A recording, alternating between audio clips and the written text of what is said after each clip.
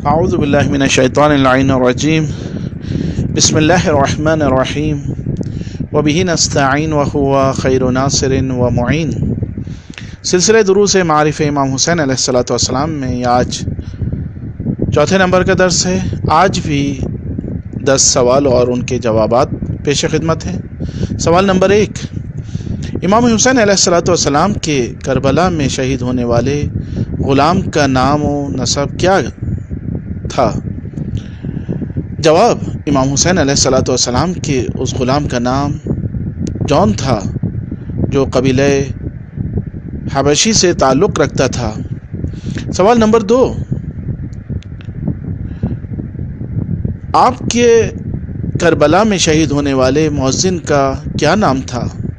جواب، امام حسین علیہ السلام کے کربلا میں شہید ہونے والے مؤذن کا نام حجاج ابن مسروق تھا۔ سوال نمبر 3، امام حسین علیہ السلام کے کتنے بھائی کربلا میں شہید ہوئے؟ جواب، امام حسین علیہ السلام کے 4 بھائی کربلا میں شہید ہوئے۔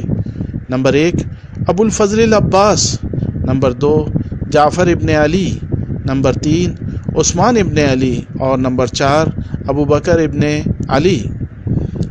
سوال نمبر 4، امام حسین علیہ السلام کب اور کہاں شہید ہوئے اور کتنے سال امامت کی؟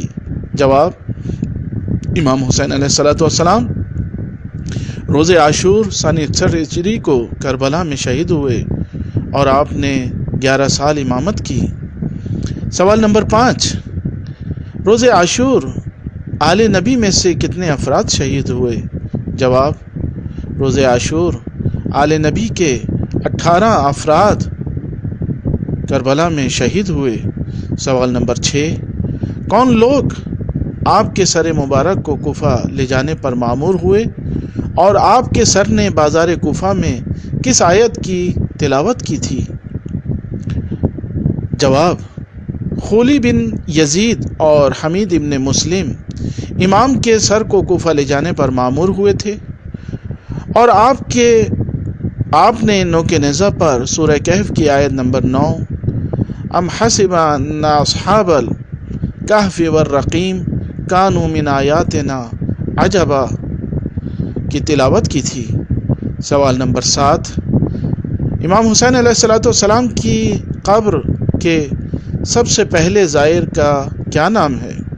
جواب، امام حسین علیہ السلام کی قبر کے سب سے پہلے زائر جابر ابن عبداللہ انصاری صحابی پیغمبر تھے۔ سوال نمبر 8، امام حسین علیہ السلام کے سب سے کم سن شہید کا کیا نام تھا اور وہ کس کے ہاتھوں شہید ہوئے؟ جواب، امام حسین علیہ السلام کے سب سے کم سن شہید شہزادہ علی اصغر تھے جنہوں نے حرملہ ملعون کے 3 شعبے والے تیر سے شہادت پائی۔ سوال نمبر 9، انقلاب کربلا میں حضرت عباس کی کیا عمر تھی اور کیا منصب تھا؟ جواب، انقلاب کربلا میں حضرت عباس علیہ السلام کی 34 سال عمر تھی اور وہ پرچمدار لشکر امام حسین علیہ السلام تھے۔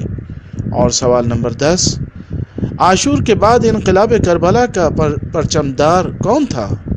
جواب، حضرت زینب سلام اللہ علیہا ثانیہ زہرا انقلاب کربلا کا پیغام دنیا والوں تک پہنچانے والی خاتون تھیں۔ وآخر دعوانا ان الحمد للہ رب العالمین۔